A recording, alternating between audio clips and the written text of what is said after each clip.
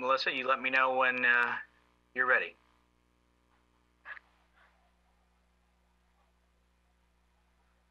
We are ready whenever you are. Thank you. All right.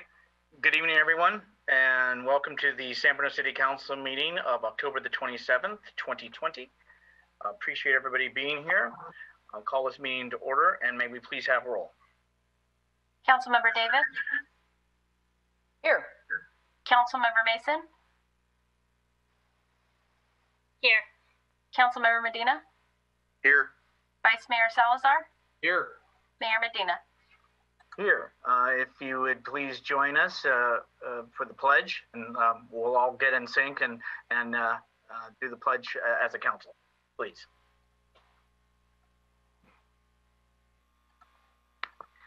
I pledge allegiance to the flag Of the United States of America and to the republic which it stands one nation under God, indivisible, with liberty and justice for all.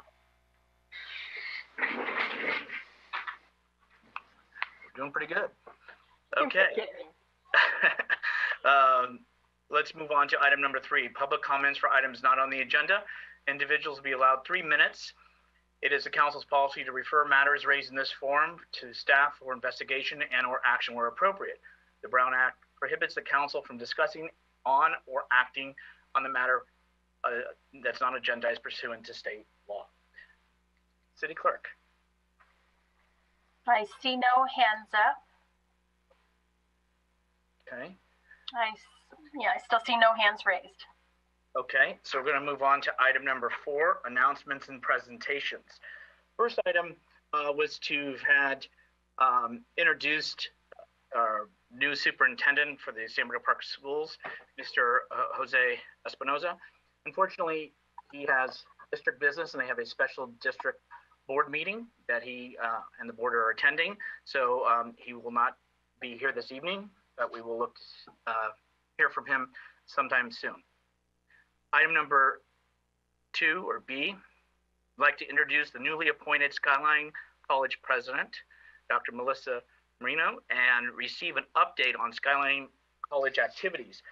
What I would like to say is welcome, Madam President, and very fortunate that I believe it's your 88th day since we had a conversation, so I'm tallying it for you.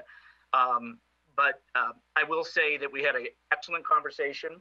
I'm already seeing that you're reaching out to the community, the staff, students, and I'm very excited. Had a very good conversation and feel really that San Bruno and Skyline College has been fortunate to have you come here and to be a part of our community. So with that, I would please love to turn over the meeting to you and introduce yourself. Thank you so much, Honorable Mayor Medina and Vice Mayor Salazar and council members. Thank you so much for having me. I've prepared a very short presentation, so I would like to be able to share my screen. I think I already have permission, and if it's okay with you, I would like to go ahead. Please.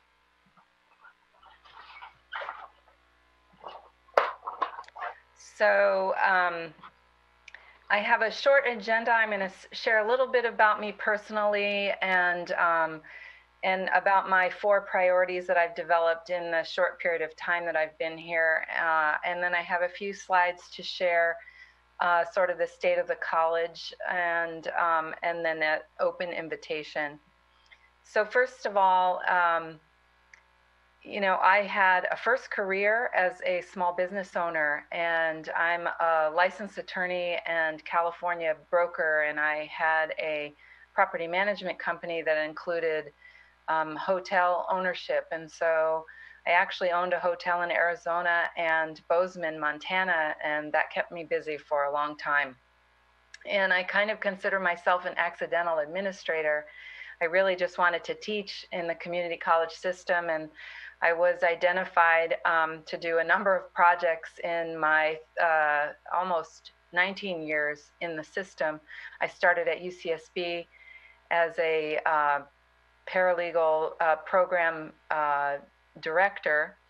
And then I switched to Santa Barbara City College, and I was the founding director of the Entrepreneurship Center, where we invited the Small Business Development Center and hosted that for a while. And I did a lot in the local business community and developed such strong relationships there. And I eventually was promoted to the Dean of Business. And then I was the Vice President of Extended Learning, which I was responsible for community-based programming. I took a $2 million revenue-generating program to a $10 million revenue-generating program in my time as Vice President. And we developed the Career Skills Institute, and all the program was free to the community. So that was such a great run. And when I applied to become president at Skyline College, I think Skyline chose me as much as I chose Skyline. And Skyline College is just an amazing and unique place. And I'm so humbled by the team there and the talent. And I'm just overwhelmed by the great things that are happening there. And I'm so excited to have joined the community to lead this community. So we have some shared values and purpose at Skyline College, and I think I'm a great match as the president because Skyline puts students first, and that is just so important. And I've spent a lifetime in service of others, and so I bring this student-focused, authentic collaboration mindset. Skyline is a leader in equity training in the state and in our district. And I also bring very open, honest transparency. And I would like to think I bring some love and humor to Skyline College with a positive approach to doing business there. And also, I just want to share a little bit about my leadership philosophy and style. I believe in a democratic, bottom-up way to lead programs and people. And I believe that it is the community and the people that will shape the future of Skyline College. I leave my ego at the door, and I do believe that in order to affect change, you need to be just disruptive enough.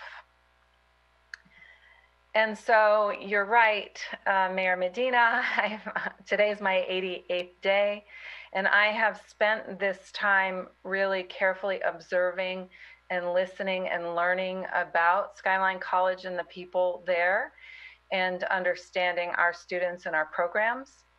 And so after 88 days of listening and observing, I've come to understand that our educational landscape is fundamentally changing. And I think for the first time in a while at San Mateo County Community College District, that funding is a little uncertain because the state's funding is uncertain.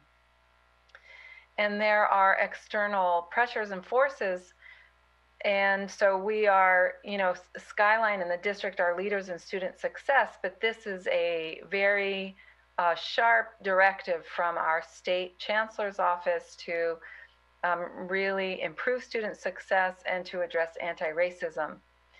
And I also observe that participatory governance, which is a legal requirement of how we operate in the community college system, hasn't been enough of an emphasis, I'd say. And also with the pandemic and COVID-19, we're finding ourselves very isolated. And so based on all of those things, I developed these 4 priorities that I've just recently revealed. And so you can see a little bit about why I chose these 4 things. And I'm going to skip the first 3, and these are not necessarily in any order, but I'm working on participatory governance, anti-racism initiatives. We are developing a 3-year fiscal plan, forward thinking with contingencies for a number of funding scenarios.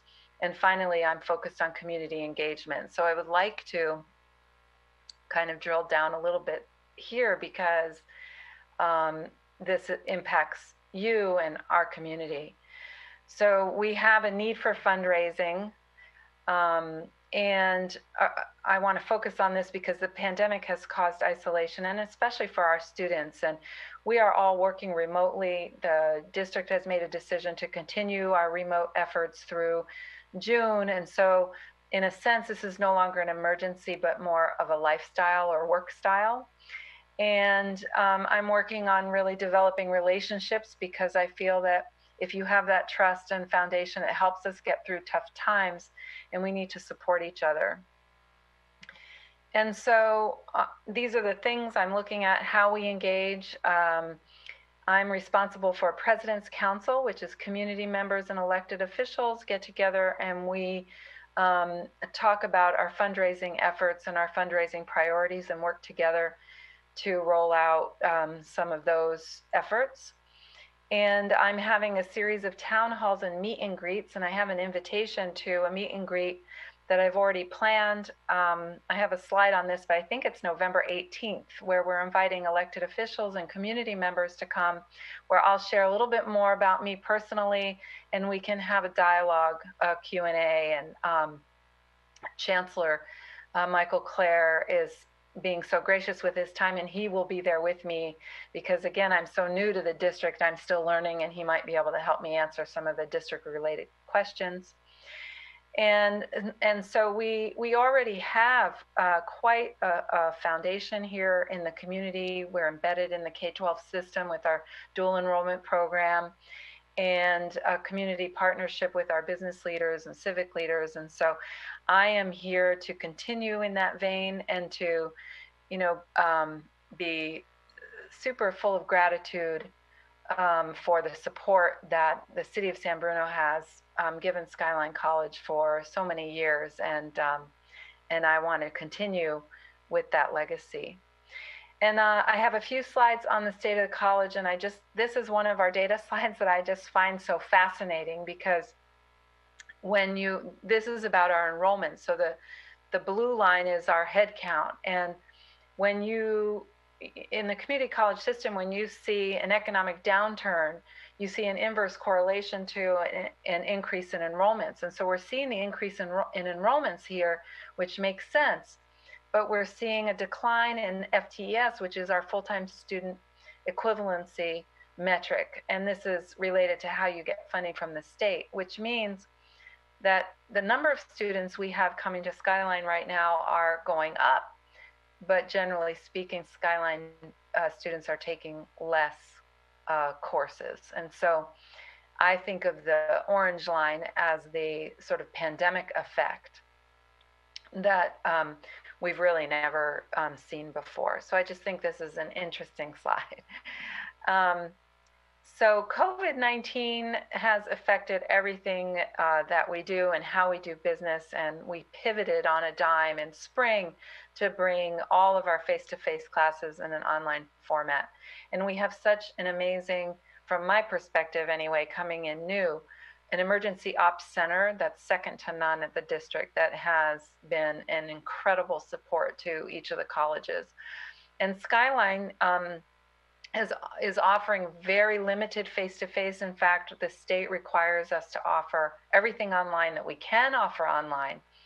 But these are the things that we brought face-to-face. We have this automotive program that has outdoor bay areas.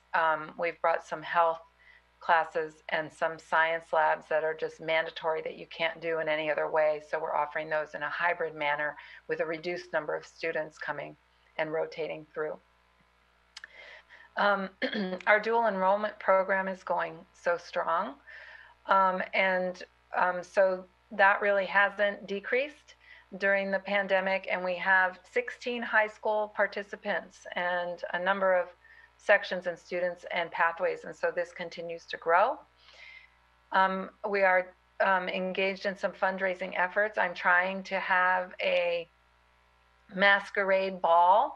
I'm working with our emergency ops center to make sure that we are able to do this, but our idea is to have everyone get dressed up and drive through and have an experience from the car. And so we're working on some very creative things, and so I will be sending out save the dates for December 3rd.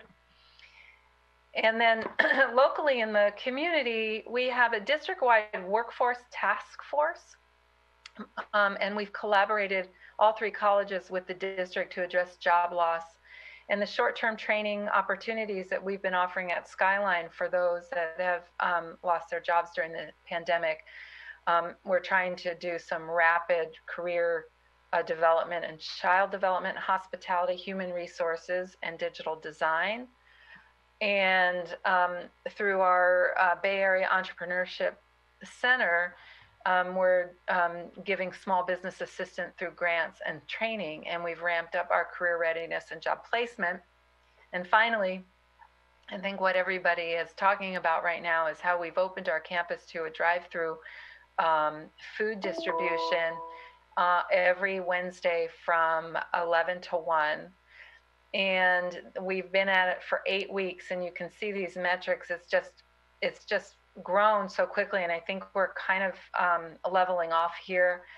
And so we have served in the 8th week up to 666 families, and so this is an equivalent to about $288,000 dollars worth of food that we have distributed in our community. So that has been just an amazing effort with the support of our public safety and our facilities team and our Spark Point group.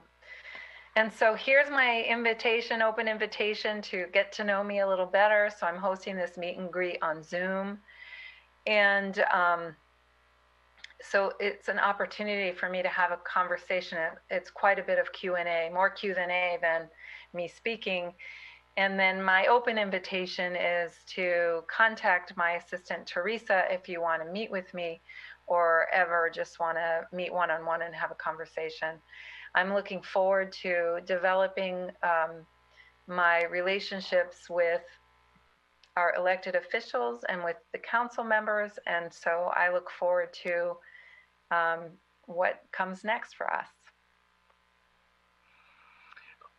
We all want to thank you very much for taking your time, because I know you're, like you said, your 88th day, and so you've got a lot going on, and I do appreciate, and I can say, not only on the food, you know, you've been up there and you volunteered, and you have your staff that is assisting as well.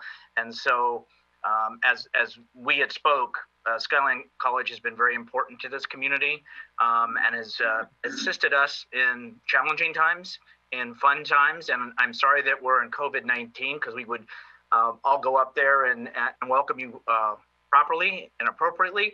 But next year we'll be here soon enough, and I'm sure we'll be able to have that encounter. And I appreciate you reaching out to the community, to the electeds.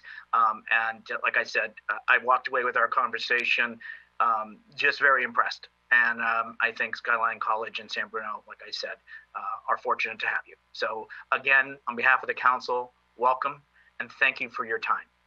Thank you so much. Now go relax before you have to go to work on your 89th day tomorrow. Thank you. All right, let's move on to item C.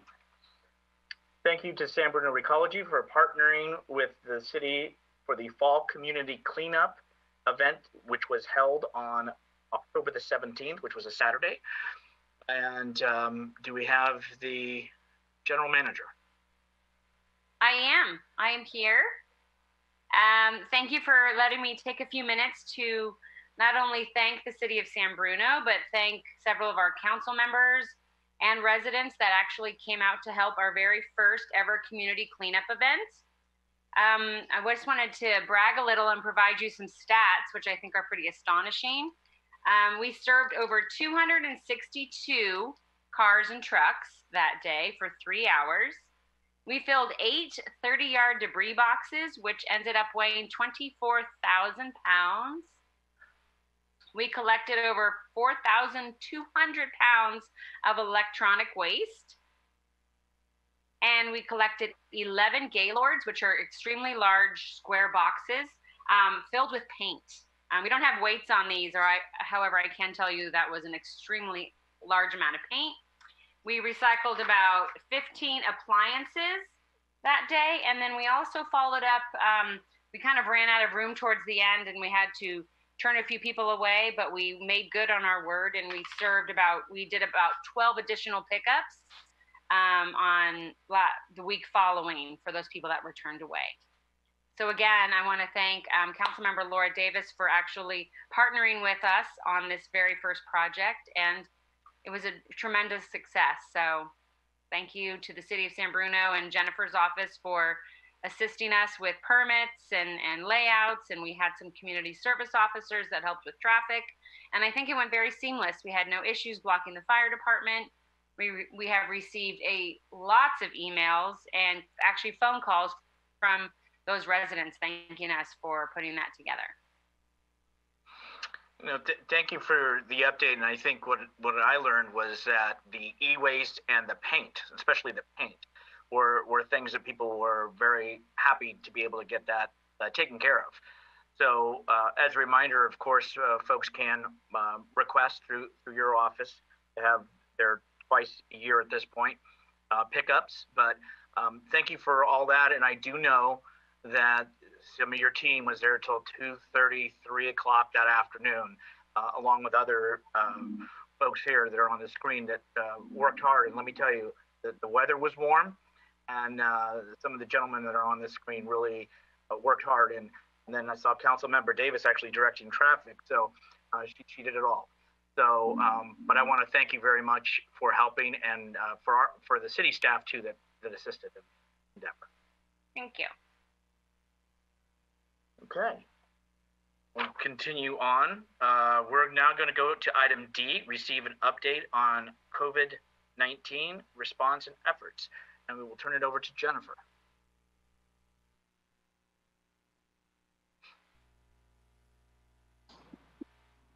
Good evening, Honorable Mayor and members of the City Council. We're just pulling up the presentation now, so you should be able to see the cover sheet there. My name is Jennifer Dianos. I'm the assistant to the city manager. Looks like the clicker isn't working here.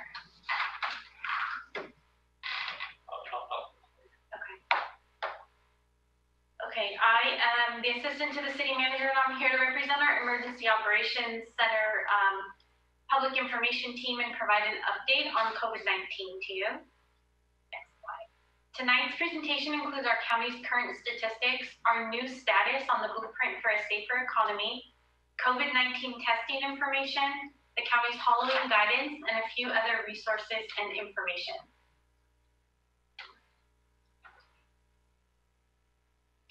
As of October 22nd, just this past Friday, the County Health Department reports that there are 495 positive COVID-19 cases in San Bruno.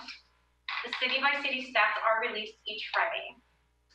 The San Mateo County data dashboard provides a snapshot of data related to COVID-19 cases in San Mateo County. In total, there are 11,198 positive cases in our county and a total of 159 deaths. 159 includes 4 deaths since the last report out to you earlier this month. As you know, this health data is used by the state to evaluate our containment of COVID-19 and how that applies to our status on the blueprint for a safer economy. The blueprint for a safer economy is just that. It's a blueprint or a roadmap for reducing COVID-19 in our state. It includes identified criteria for loosening and tightening restrictions on activities and business categories. For the last 3 weeks, the county was in the substantial category. However, earlier today, the state of California announced that the county has now qualified to move to the orange or moderate tier of the blueprint. This change further eases restrictions on activities. Our county qualifies with 4.4 new positive cases per day per 100,000 population, 3.0 adjusted case rate, 1.6 positivity rate, and 3.7 healthy equity rate. These all fall within the moderate category, and counties must maintain this criteria for a minimum of 2 weeks before qualifying for the next less restrictive tier and vice versa. The question of the day has been, so what does that mean to San Bruno? And it actually means a lot. So first of all, it shows the transmission of COVID-19 has decreased and testing has increased. So thank you to everyone who has helped by taking the necessary precautions.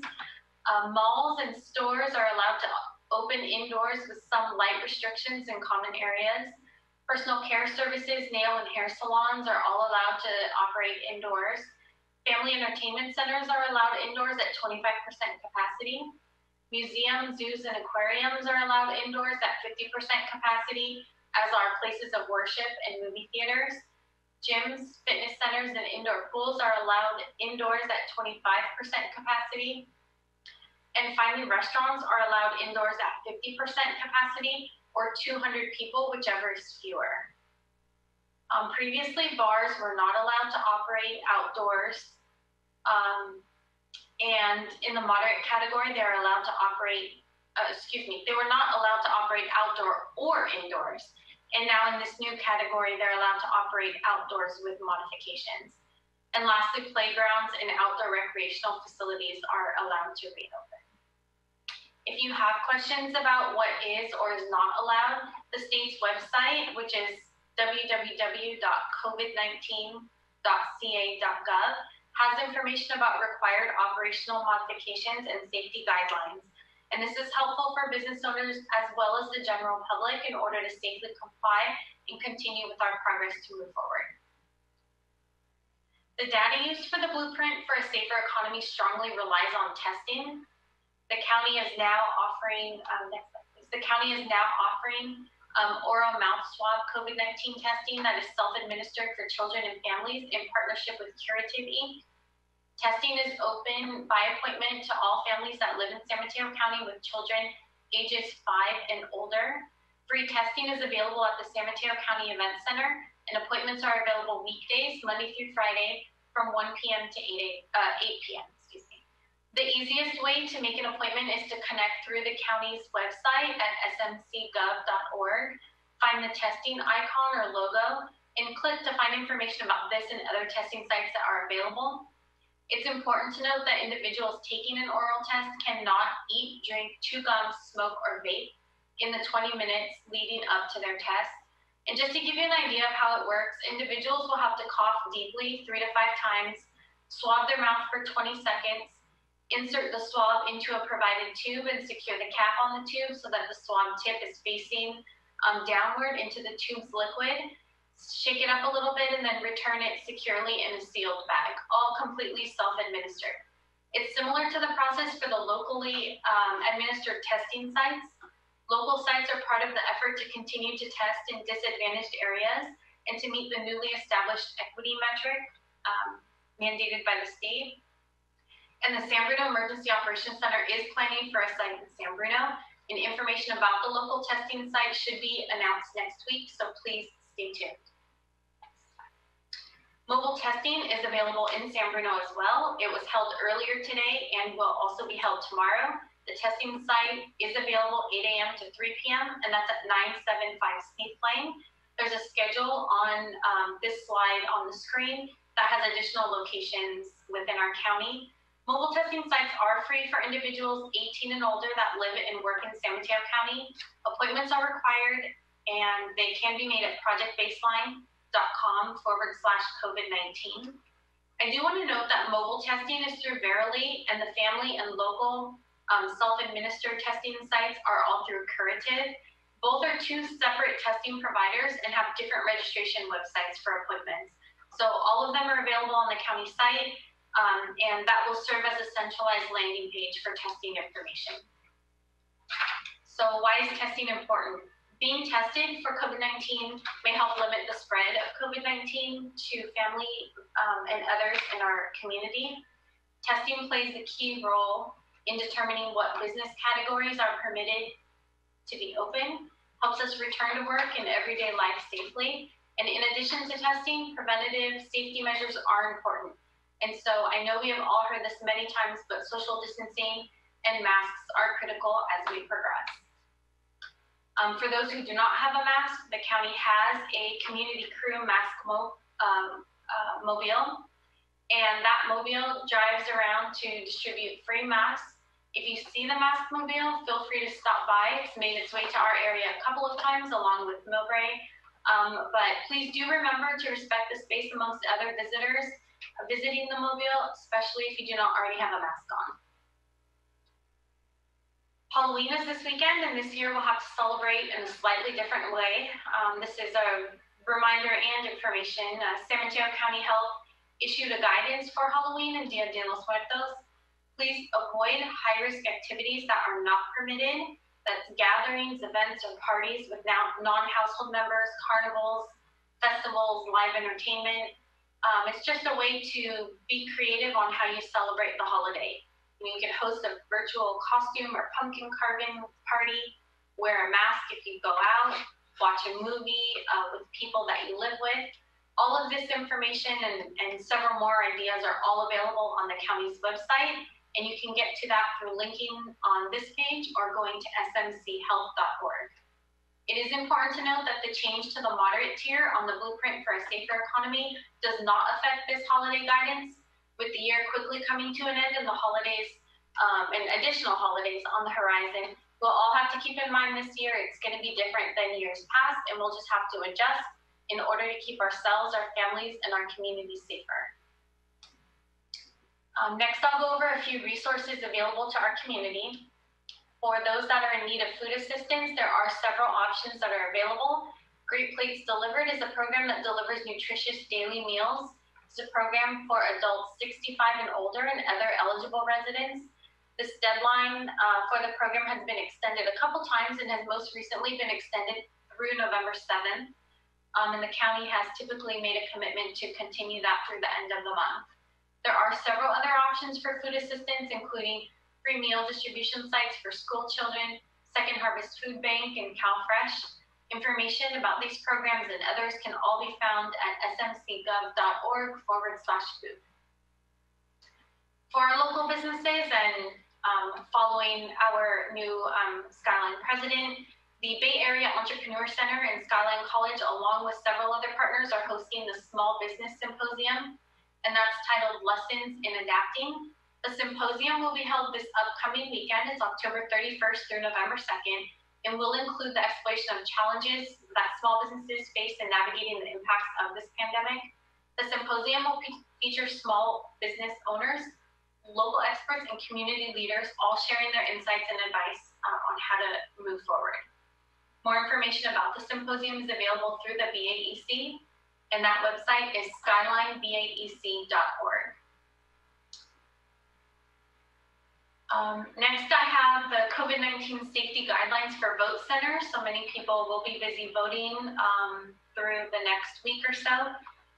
Those that are out and at vote centers through election days, please remember to adhere to all of the established safety guidelines. These were pulled from the election site. Wear a face covering or face mask over your nose and mouth. Maintain physical distance of 6 feet from others. Use the hand sanitizer that will be on site. Vote using single-use styli or finger pods. And lastly, you can use the ballot drop box by 8 p.m. on election day if you do not want to visit a vote center directly. And lastly, please stay connected. Make sure that you and your family are registered for SMC Alert. SMC Alert is the emergency notification system that we use during the time of an emergency. You can sign up by visiting our website at sanbruno.ca.gov. Please also be sure to follow us on social media. And with that, Mr. Mayor, it concludes my presentation for this evening, and I appreciate any questions that you may have. Thank you for the information and presentation, Jennifer. Appreciate it. And we'll go ahead. Through the chair. Councilmember Davis. So Halloween, I'm starting to hear lots of questions about the little trick-or-treaters. I guess a message should be getting out that kids shouldn't really be trick-or-treating. I mean, I know they've come up with some unique ways with sending candy through a tube down into the sidewalk, but I would assume that's the message we're trying to get across, is no trick-or-treating, try to stay home and do family fun things. The guidance distributed through social media. We do also have a reminder post that is scheduled to go out later this week, and we will be putting that out through all of our platforms. Thanks so much. Okay. Councilmember Mason. Great, thanks. And I was hoping that one of those could be also, some of the local schools are hosting trunk or treats. So I was hoping that maybe they could the city manager can get in contact with the superintendent and make sure that the guidelines are being followed? Yes, yes, Councilmember Mason. We do know that, and trunk or treats are not recommended, and we are reaching out to the school district to inform them of that, and hopefully there can be a modification made. That would be great, thank you. And then my other question is in regards to an update on the emergency funds that were approved at the onset of COVID, and when we would get the next update on where we are without those funds. Yes, Councilmember, that is due to the council at your very next meeting when we do the Q1 update for the first quarter, July, August, September, and that report will be coming to you at your next meeting. Great, thank you. Okay, again, thank you, Jennifer. Let's move on to item E, receive annual report from the Culture and Arts Commission.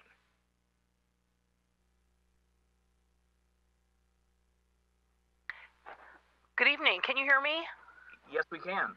Okay. Oh, and now my screen size changed. Sorry, hold on. So I can see my notes. Good evening, Honorable Mayor and members of the City Council.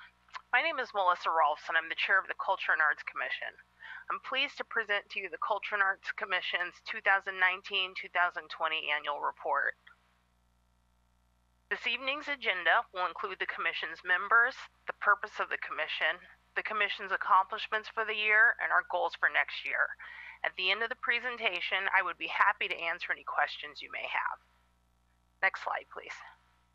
The Culture and Arts Commission consists of 7 commissioners. Myself, Melissa Rolfs, Chair, Pamela Gamble, Vice Chair, Jean George, Pamela Madden, Janet Monahan, Judith Puccini, and Melody Tobin. Oh, sorry, I lost my train of thought. Anyone is welcome to email the commission members at cultureandarts@sanbruno.ca.gov. Next slide, please. The commission is responsible for promoting artistic development of the community, preserving San Bruno's diverse cultural heritage, acquiring and maintaining public art, sponsoring programs and events that enhance the quality of life, and improving the image and character of our community. Some of the Commission's events had to be canceled this year due to COVID-19. These included Movies in the Park and the Children's Art Project at Community Day in the Park. However, the Commission was able to achieve a number of accomplishments in spite of the pandemic. These include the installation of traffic signal controller box artwork, Shakespeare in the Park. The Library Art Gallery program continued, and then the recommendation of relocating the Memorial Recognition Sculpture in City Park and creating and installing a city art map on the Commission's webpage. Now let's look at these accomplishments in more detail. Artwork was completed, as you can see from this slide, artwork was completed and installed on 3 traffic signal controller boxes. Each box was assigned a theme. The education theme box is located at Sharp Park Road and Pacific Heights Boulevard. The patriotism themed box is located at San Mateo Avenue and Huntington Avenue. And the Mission Bells theme box is located at Sneath Lane and Seabiscuit Avenue. These 3 boxes mark the completion of this project. The Commission is now in the midst of determining if it would like to proceed with a new set of boxes, and if so, how it would like to proceed. Exactly one year ago today, the Commission sponsored Shakespeare in the Park. The play that was performed was Hamlet, and the performance was by the San Francisco Shakespeare Festival. The Commission has sponsored Shakespeare in the Park for the past several years, and last year we had a record attendance of 102 residents. We're looking forward to holding Shakespeare in the Park again in 2021.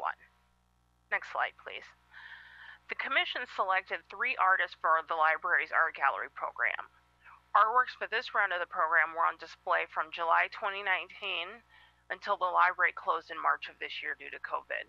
We look forward to hosting new artworks whenever the library does reopen. Next slide, please.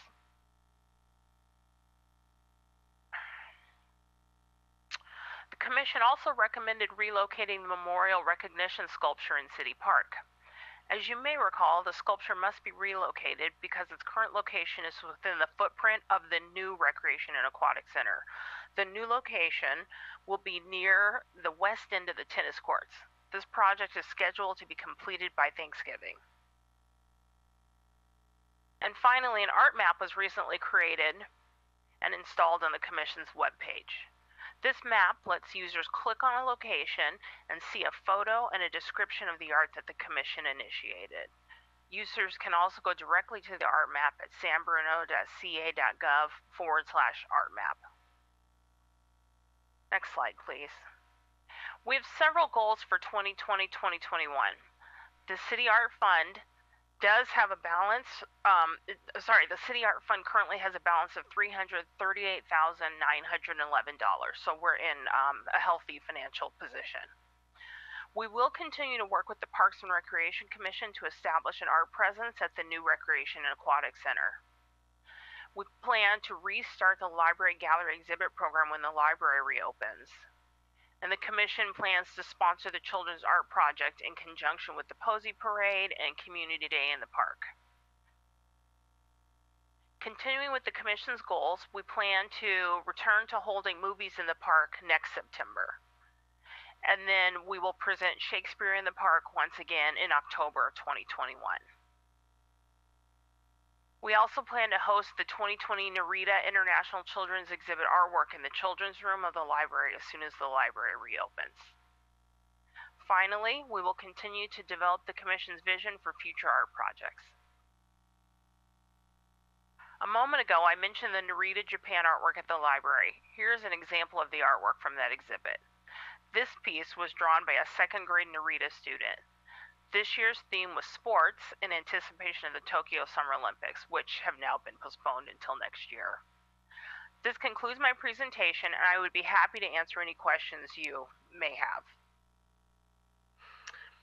Thank you very much, Madam Chair, for the presentation. Any questions from colleagues? Councilmember Medina. Yes, I just wanted to commend the artwork that has popped up around the city. It's really wonderful, and I'm looking forward to seeing more of it. I love how you guys went ahead and put that art map. I just found out about that today, so I think that's great, and looking forward to much more art in San Bruno. So thank you for your work. Thank you for that. I'll be sure to pass that along to my co-commissioners. We're pleased ourselves, so thank you for noticing. Okay, if nothing else, Councilmember Mason. Hi, Melissa. I just wanted to thank you for the presentation. I love the utility boxes that are popping up all around the city.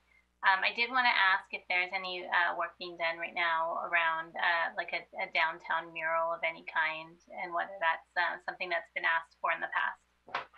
That's a great question. There's nothing being planned. I should say there's nothing finalized. There's certainly been talk. We even did a walking tour through downtown San Bruno to identify locations that could be suitable for it. But those conversations we really have only had, like all the other commission meetings, they went on hold for a while, so it just slowed everything down. So there's certainly conversation around it, but there's nothing finalized. It's something that I can tell you that we've had requests and interests from members of the community around this idea of a mural. So there's certainly interest, and it's one of the things that we plan to explore in this coming year too, 2020, 2021. Thank you. And just one other question is, I saw that you're doing the art in the library. Yes. Is that aligned with the library when they focus like on, because someone had commented on the fact that there was like a Women's Right Month, but then there wasn't a whole lot of art for Black History Month in February. And so I'm wondering if there's work going on around that on the cultural side of the Art and Culture Committee to work with the library around that area. I'm sorry, I'm not sure I understand your question. So are you asking if the art is aligned to cultural sensitivities? I'm missing something. Yeah, is the art aligned to not just cultural sensitivities, but is the Arts and Culture Committee working with the library around specific focus, but like I guess focus months, I would say, when they're celebrating certain events? Okay, I see. We have not up until this point, but it's a great suggestion, and I'll bring it back to them. It's very much driven by the artists that submit their art to the review process to be considered. I can tell you that the commissioners and then the library staff that support us have been really involved in like, I don't know if soliciting is the right word, but certainly putting out feelers to people in the artistic community, inviting them to apply. I like the idea. So it's a long way of saying we have not approached, the commission has not approached the library to collaborate in that sense around themes that are timely. But I will also bring that back to my fellow commissioners because it's a really good idea.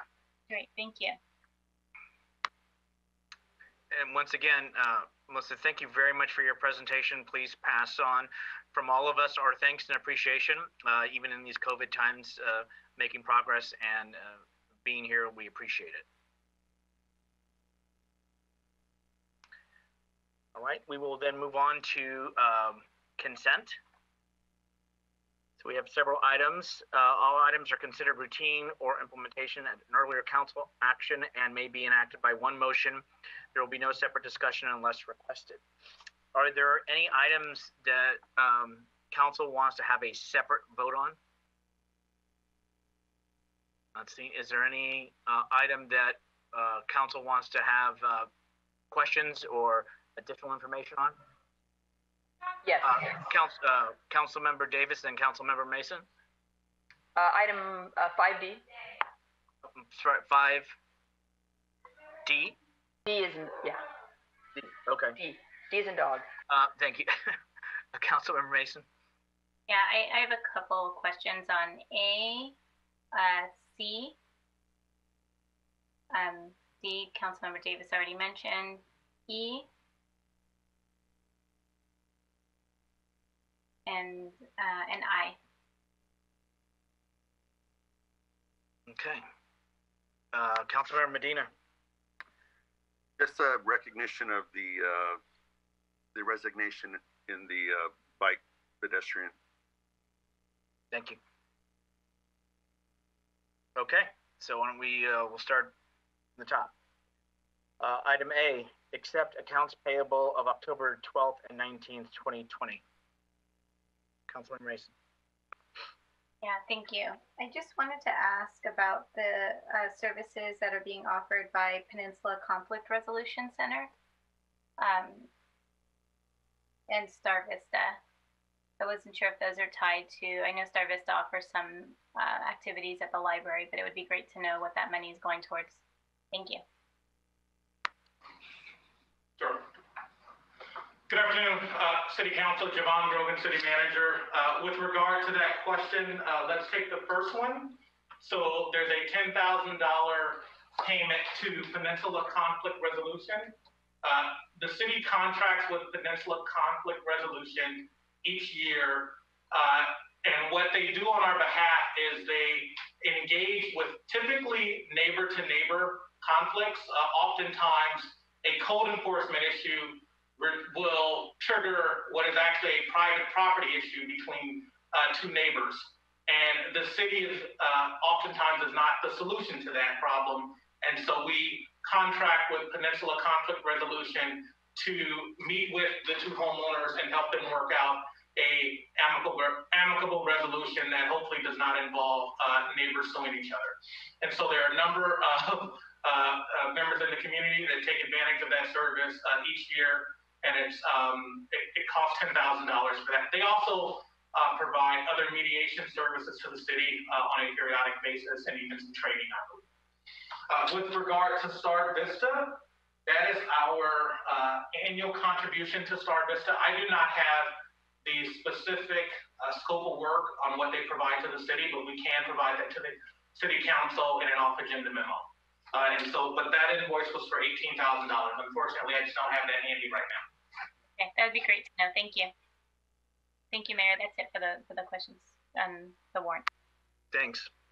Let's move on to item B, introduce newly appointed, what am I doing? Sorry. I went backwards. Item C, adopt resolution authorizing the city manager to accept and consent to the deeds or grants conveying a right-of-way or an easement for public use. So, Mike, thank you for bringing this to our attention for a vote.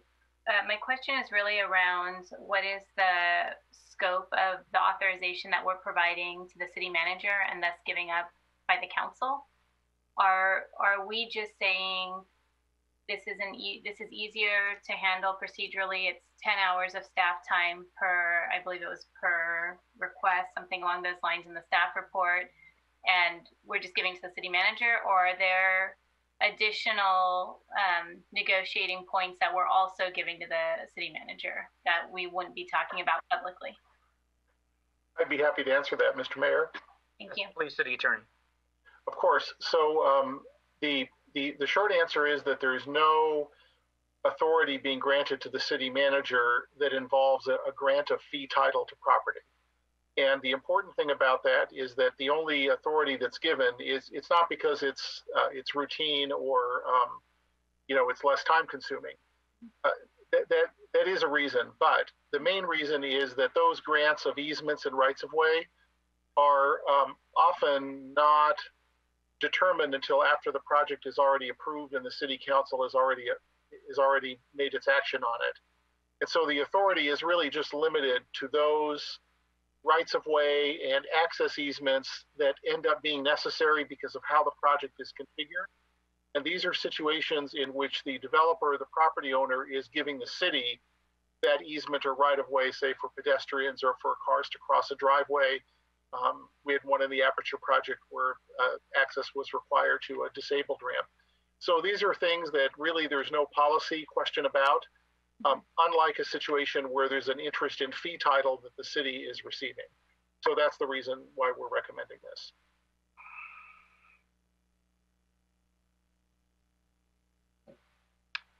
I'm sorry, I just want to make sure.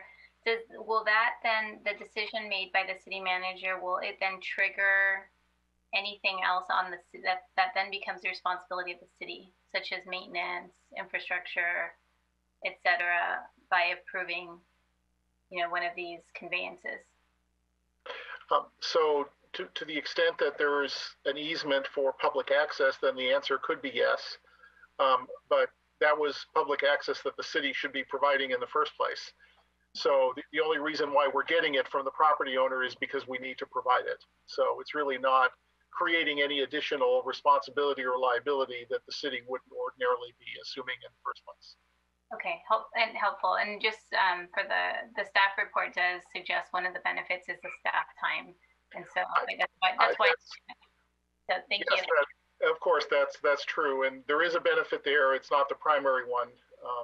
But it is important, and would be certainly recommending that the city council consider approving it. Okay, understood. Thank you. Okay, not seeing any hands. I'm going to move on to item D, adopt resolution. Adopt a resolution of the city council approving the application for statewide park development and community revitalization program grant funds. Member Davis.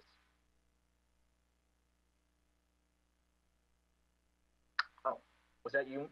I'm sorry. I just wanted to check with the city attorney if I should be involved with this discussion, being that I live within 500 feet of the park.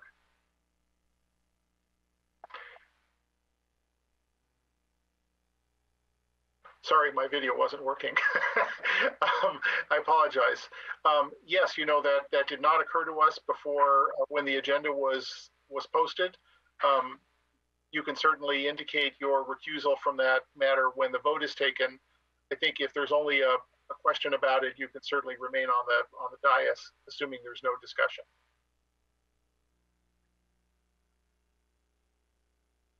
Okay, I'll wait. I think there's going to be a question, so I think there's going to be a discussion, so I probably should recuse myself now. Fair enough. All right.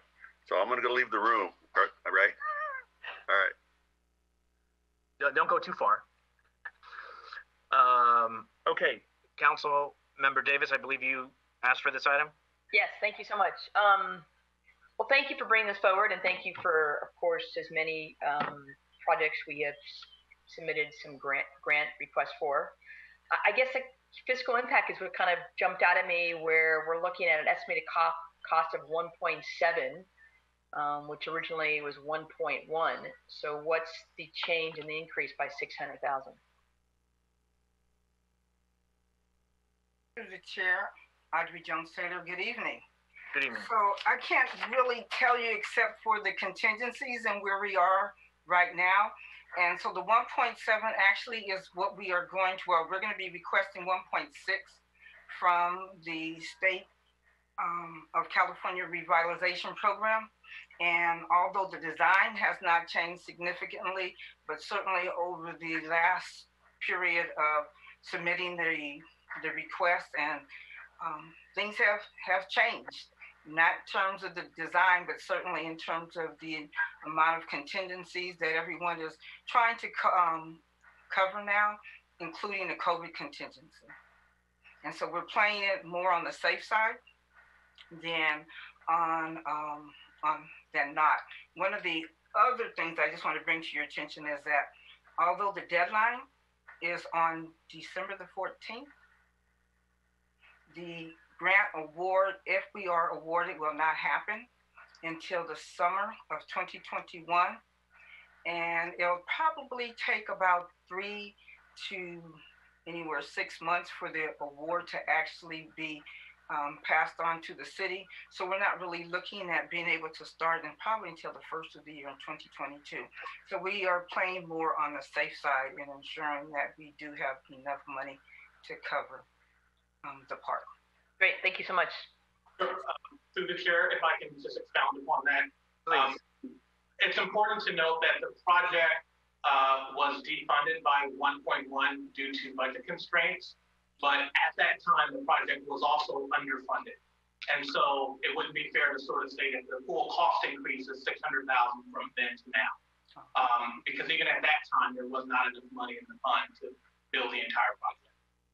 Just wanted to make that clarification so no one walks away with that impression.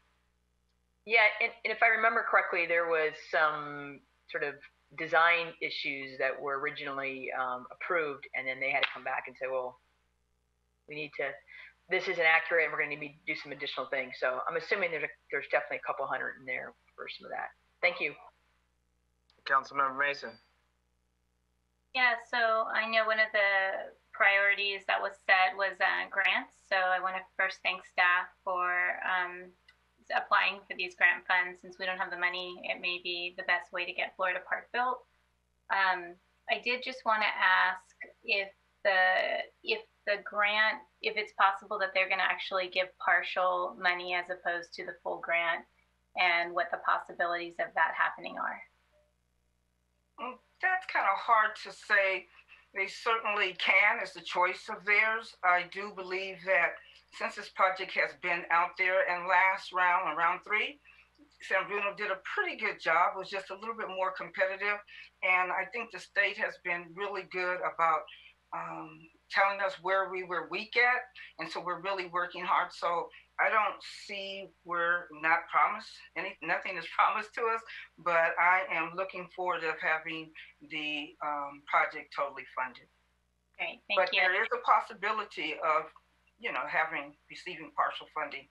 In that case, we also are, I am partially also looking at other opportunities in grant funding and partnerships. Great. Yeah, Manager Grogan has been telling me that you've been working on this, Audrey, to make our application as competitive as possible for the last couple of months. So I really appreciate the work, and hopefully we get the money. Thank you. Good luck. Thank you. Okay, let's bring Councilmember Medina back.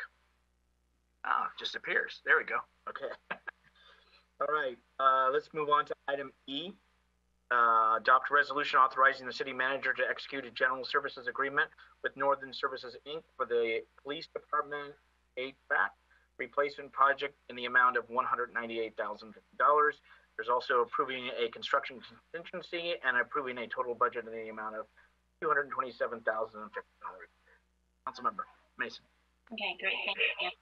So my question around this is really just around where the police is housed right now. I know that there have been discussions, and I don't know how cemented they are, but that it's possible the police may move at some point and need to find a new home.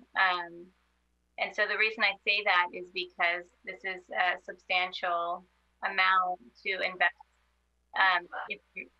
if we're not sure what the future of that particular location is. And my understanding of HVAC systems is that they're not that cheap to move, and they're not that easy to move, especially if there's any bend in the wiring. So whoever would like to take that on would be great. Thank you. Sure. Councilmember Mason, why don't I provide a response for that? What you're referring to is I think there has long been speculation that at some point there would be significant investment in Tan Fran to redo the rear entrance. And if you look at that rear entrance near the movie theater, it was enhanced. And there is a vision to have a different environment leading from the BART station into the mall. When this project was first talked about almost a year and a half now, we did approach the owners of the mall and ask them how far any potential investment in that area of the mall would be. The answer there is potentially 5 years away, even if they've begun today, given how long the entitlement process and construction process takes. In addition, the largest challenge with a plan to where the mall or some other property owner would relocate our police station is that we currently have approximately $9 million of debt on that facility that is paid for by our former redevelopment agency. So should someone want to relocate the police station, they would have to assume that $9 million of debt and potentially purchase land and or build us a new police station. And so you're increasing whatever that cost is by $9 million. And so will that happen in the future? Right, we don't know, but what we certainly know is that the roof has had significant leaks over the past few years and is in very much need of improvement, as well as our HVAC system. And so in the capital improvement budget for this year, the city council approved a project for the police station that includes both the HVAC replacement and the roof replacement. This is phase one of that project, replacing the HVAC. Could that, in a perfect world, is that only a 5-year investment? Potentially, I would say it's likely more of a 10+ year investment, given the amount of investment and renovations that would have to occur at that mall site for someone to undertake the expense of paying off the current debt and providing the city with a new police station. Okay, very helpful. Thank you. Okay. If nothing else, we will move on to item F. Accept the resignation from Bicycle Pedestrian Advisory Committee member effective October 14, 2020, and direct the city clerk to post notice of vacancies in accordance with state law. Medina. I just wanted to, anytime we have a resignation, I think it's great that we just publicly state and thank them. So I'd like to thank Henry Marr for his service and wish him the best on whatever he's pursuing. So that's it. Thank you. Okay, we're going to move on to item I, adopt a resolution appropriating $120,000 from the general fund for consulting and staff services to advance the work program of the Community and Economic Development Department. I apologize. I actually just looked at my notes when I read the staff report, and I've answered my own question. Thank you. Okay, those are the best. All right, so we've gone through all of the items. We can do one motion with the caveat that Councilmember Medina will be recused from the one item, which was D. E for dog. Yep. So Thanks. Is it action by council? Motion to approve. Thank you. Second? Second. Thank you. Roll call, please. Councilmember Davis? Aye. Councilmember Mason? Aye. Councilmember Medina? Aye. Vice Mayor Salazar? Aye. Mayor Medina? Aye. Okay, now, thank you. And now we'll move on to public hearings. Item 6A, hold a public hearing regarding an economic development subsidy report pursuant to Government Code Section 53083. Adopt a resolution accepting the report and authorizing the city manager to execute a tax sharing participation agreement with Walmart.com USA LLC. City manager. Okay, as I share the screen.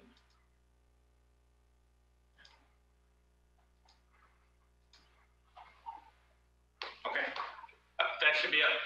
So, good evening, Mayor, members of the City Council, and members of the public. Javon Grogan, City Manager. Tonight, this public hearing and action will be jointly presented to you by myself and City Attorney Mark Zaffarano. The action that's requested of the City Council is to accept the report and authorize the City Manager to enter into a tax sharing participation agreement with Walmart.com. So what is the benefits to this agreement for the city? First, it's important to know it achieves two of our important economic development goals. One for business expansion. Walmart.com is investing in their headquarters here in the city of San Bruno, and business retention. It also improves the city's fiscal sustainability in providing approximately $3.6 million to the city for a 25-year period annually. In addition, it accomplishes the goal of having direct community benefits to the city, really as a reflection of the impacts that business expansion has on our community. The agenda tonight will first provide a background.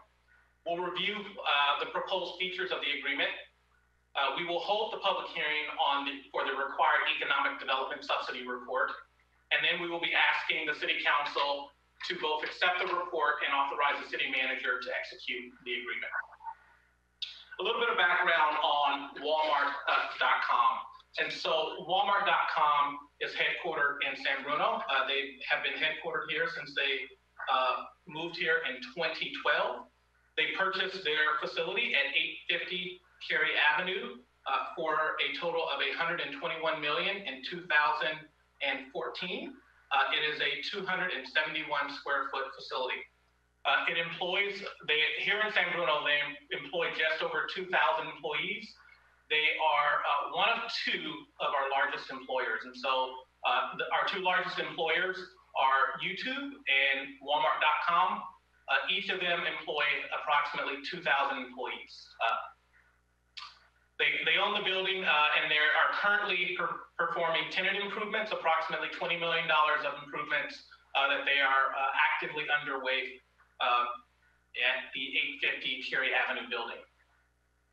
They sell Walmart.com, as we all know, they sell inventory owned by Walmart on various platforms, and that merchandise is shipped throughout the state of California. And through this agreement, we are seeking to designate San Bruno as the point of sale for all online transactions. The result of which is the city of San Bruno will receive our local 1% sales tax when an online transaction occurs and is delivered anywhere in the state of California. And so it's important to note that we will also be receiving that 1%, but our local schools, both county and our local school district, will receive additional revenue as well, because they share in the sales tax allocation. Once again, we talked about this at our prior meeting, but the city receives a 1% allocation for the statewide sales tax that here in San Bruno is 9.75%. Sales tax is our second largest revenue source in the general fund. Our total sales tax revenue in the adopted budget this year is $6.8 $5 million. And so through this agreement, we are increasing that amount by more than 50%, a very significant amount of increase for our second largest general fund revenue source. Our sales tax currently represents 13% of the general fund budget. And as we all know, sales tax is declining this year as a result of COVID-19 and retail store closures. Important to note, I know the council knows this, but in the prior fiscal year, we received $7.9 million in total sales tax revenue to the general fund. And so that is the pre-COVID-19 number, nearly $8 million. This year, the number is $6.5 million. So more than a 1.5% reduction in our sales tax due to COVID-19. And now I will turn the presentation over to Mark Zaffarano, our city attorney, that will provide a little background on the landscape for how sales tax has changed due to court decisions. Mark? Thank you very much. Mr. Mayor and members of the City Council, you have seen this in some of the subsequent slides before, but just to recap, there were a couple of changes in the law that triggered Walmart's reevaluation of their California operations and e-commerce sales to designate San Bruno as the point of sale. There's a 2018 decision by the U.S. Supreme Court, the Wayfair decision is how it's referred to. And then also in 2019, more recently, this California law called the Marketplace Facilitator Act, which refers to online platforms remitting sales tax on sales by remote sellers. So the combination of those two legal decisions and operational decisions by Walmart, they had determined that San Bruno should be designated as the point of sale for Walmart.com transactions. If you could go to the next slide, that would be great. So as we told you last time, the city did review over a dozen other agreements throughout the state of California. They seemed to average about 15 to 19 years in term and about 50% revenue sharing between the city and the business. Next slide, please. The main features of this agreement, as we reported on, there's been no substantive change from the last time, is that the city will receive about 58% overall of the total tax over a 25-year term. And so the total tax is a little over $6 million. The city will receive, you'll see on the next slide, a share that's about 58% of that. This does not affect the Measure G sales tax allocation that comes to the city, irrespective of this particular agreement. And so on the next slide, you see the breakdown of the 6.2 million. Again, the same slide. As you saw last time, with the city receiving 3.625 in the first year and in subsequent years if the amount remains the same. Of course, the amount could go up or down, but the percentage is what it is. And so the agreement is in effect for 25 years, assuming, of course, Walmart stays in the city. Next slide. So we have a couple of actions tonight. The first one is to open the public hearing, take any testimony, and then close the public hearing on this economic development subsidy report. And let me just pause for 1 second and talk to the City Council very briefly about what that report is and why it's included in your staff packet. So the government code does require this type of report, and it also specifies what needs to be in the report. And so the city manager in his presentation has actually touched on all of the aspects of the report that benefit the city and why the economic subsidy for development purposes is important. The report requires that we describe the agreement. We did that. It describes the public purpose for the agreement. The city manager did that very well in his first couple of slides, especially important for the city to revitalize its economy in light of the decline of brick and mortar stores and a variety of other factors, the revitalization of Bay Hill by a variety of businesses. So all of these things are substantial benefits that inure to the city in the agreement. So those are all in the economic development subsidy report that's included in your staff packet. So tonight's actions then, to recap, are to hold a public hearing and then adopt a resolution that staff is recommending to accept the report. And then the same resolution also authorizes the city manager to enter into the participation agreement that's attached to your packet. So that concludes my presentation, and we'd be happy to answer any questions. Okay. With council's permission, it is a public hearing, so why don't we begin by opening the public hearing and seeing if there's any persons wishing to speak on this item. I currently don't see any hands raised. Okay. Once we close the public hearing, then therefore it will come back to the council for discussion and or action. Any motion in regards to closing the public hearing, please? So moved. So moved.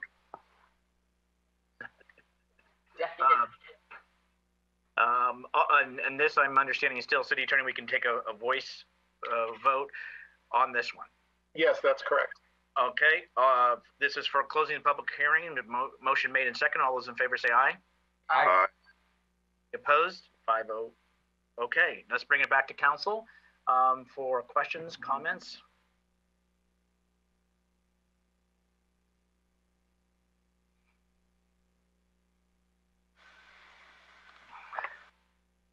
There we go. Councilmember Medina. Thank you. I'll go ahead and start. This is a big deal, you know. It's definitely having some good news. Couple questions. The consequences of Walmart breaking the agreement, let's say X amount of years from now, for whatever reason, they either choose to move or something. What happens at that point? So I'd be happy to answer that through the chair, Mr. Mayor. So the agreement does contain a provision that we negotiated that prohibits Walmart from soliciting or entering into another similar tax sharing agreement with another locality for up to 5 years. We were mostly concerned that we didn't want a situation where Walmart could leave for the purpose of negotiating a different agreement somewhere else, or there would be at least a disincentive to that. We, of course, understand that any company can decide to leave the city whenever they want. We can't make them stay. But we wanted to make sure that if they do leave, it's not because they're of a better tax sharing agreement somewhere else. And that's for 5 years. So they're going to be here for 5 years. We can kind of almost count on that. We certainly hope so. I mean, optimistically. During the presentation, I heard when the sales are in California. So when Walmart sells across the country, if not the world, I would think. So any sales that were in Nevada, how does that work? That just not included in this state law? Right. So this agreement covers sales tax that is owed to the state of California. Okay. And the last question was about the 20 million in improvements. Just curious, what are they doing at the property? That's $20 million of improvements. It seems pretty substantial. City manager. Sure. Various tenant improvements on every floor. They appear to be going floor by floor, making changes to office spaces and employee common areas. What I would say is that this work was planned pre-COVID-19, and they're committed to doing that work, and it is still ongoing. I don't have the full scope of work in front of me, but it is a significant investment in their headquarters that they have been planning for quite some time. Excellent. Thank you. Anyone else, council? Through the chair. Vice Mayor Salazar. Thank you. So I just wanted to clarify a point that essentially what we're talking about is a tax break to this company. And I know that's one of those things that gets often criticized by the public for, this is a huge corporation and why should San Bruno agree to a tax break? And so what I wanted to put out there was, or at least clarify, is that Walmart had the option to pay their state tax in any locality of their choice. Their headquarters happens to be here, but they could have picked another headquarters location and said, that's where we want to pay our tax. And so the city does have a vested interest in keeping their headquarters here and keeping their sales based here. And if we were to say, no, we don't want to give you a tax break, they could just as easily say, okay, then we will set up shop elsewhere, and that's where we'll pay our taxes and possibly get a better deal from them. So I wanted to put that out there just because, you know, I've seen some things, some commentary made on social media about, you know, the city and us not making smart decisions and perhaps not giving the deal. But in my opinion, this is a very good deal for the city, and I think that it does make sense for us to go and enter into this contract. And I think Walmart was very generous in picking their location here. I know that they already pay more taxes than they previously used to when they were in Brisbane. And in addition to that, they were willing to negotiate this. And so I wanted to make that statement because I wanted it at least to be on the record that we do understand what we're getting into. And I personally believe that this is a very good deal for the city. So that was it, just a comment. Okay, thank you. Councilmember Mason, or I'm sorry, Councilmember Davis? Yeah, no, I was just going to say, I hope that our city attorney concurs with Michael's comments, because I'm glad he said something, and I'm glad he so eloquently explained that. But I think that's an important thing that for those who are watching or listening should understand. If I may, through the chair, Mr. Mayor, I do concur. I think there's also one thing that sometimes gets lost in those discussions, and that is that some members of the public might feel that agreements like these are unfair when they're pitting cities against each other, and it's sort of a race to the bottom about who's gonna give them the biggest break. And that's actually not the case here. Walmart.com has been here consistently for 10 years now. And they made it clear in the negotiations that we were, they have a commitment to being in San Bruno, as evidenced by their presence here for a long time. So this is not one of those situations that sometimes garners a lot of public attention because cities are competing against each other to bring in the business. That's not the case here. It was not the situation. Excellent point, Mark. Thanks. Councilmember Mason? Yeah, I would also say that based on the last report that was given, they're actually giving San Bruno more than some of the other city agreements that are similar. So I actually think that the city that's really in need of funds is in a better position now with this agreement once it's signed than it would be before. So I just wanted to say I concur, and I want to see a signed agreement before I get too excited. Thank you. And just won't repeat, but again, thanks to staff for your efforts and bringing this forward to us this evening.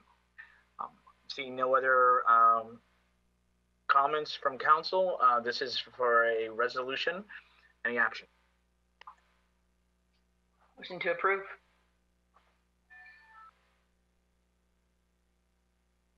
I'll second. Second. Everybody's or on whomever. Okay. We have a motion made in a second. We'll let the city clerk work that one out. Roll call, please. Councilmember Davis. Aye. Councilmember Mason. Aye. Councilmember Medina. Aye. Vice Mayor Salazar. Aye. Mayor Medina. Aye. Motion carries. Mr. City Attorney, is that all that you need on this topic? Thank you very much. Yes, it is. Thank you. And thank you again to both of you and City Manager. You're all welcome. right, let's move on to item number 7, comments from council members. Any comment? To the chair. No, Councilmember Davis. I just wanted to thank everybody who was at Saturday's event for the fall cleanup. It was a very physical and very tiring event.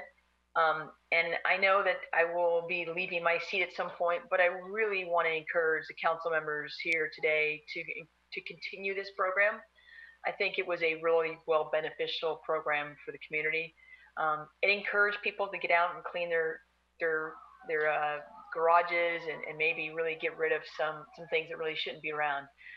The paint cans that we saw were a tremendous amount of those, and you really don't need those staying around the house. So I hope somebody takes it on next year, and I really just think there were a few things we could do better, but I think for the first run at it, kudos to everybody, and I want to also thank Stephen Seymour, who was out participating, Tom Hamilton, who was out participating, my family, who was out there participating, and all those others. I know Christina Gaines, and there's just, the list kind of goes on. Zidane, who's recently was appointed.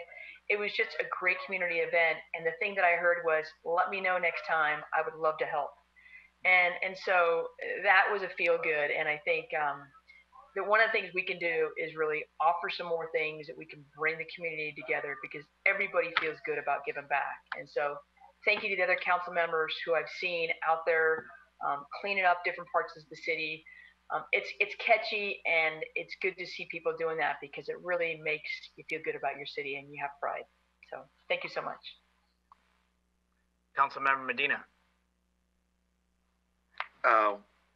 Well said, Councilmember Davis. It was, I know I was pretty sore the next day. And also to our city manager, I didn't realize he could lift like a washer or dryer by himself. So it was really impressive to see that force in action. So I'll kind of piggyback on that, and I think that the council will move forward with this. That's just because it was such an obviously a great event, a needed event, and we're going to tweak the little things to make it better. And for people that didn't make it, we're sorry, just that everything was full and we were absolutely exhausted. So we'll improve that. I wanted to thank someone else who's helped out with our community in cleaning up, and that's Riley Gibbons. He's organized 2 community cleanups in the past few months, and it's fantastic. It's in one way, it's sad that we actually have to have cleanups because people are just kind of trashing our city, but to just not do anything and just wait, that gets us nowhere. So there was a great group, close to 30 people showed up at the last one, and I'm looking forward to the next one. And it's great when we can all get together and do things to improve our city. So thank you, Riley, for organizing. It's awesome. You did a great job. Anyone else from council?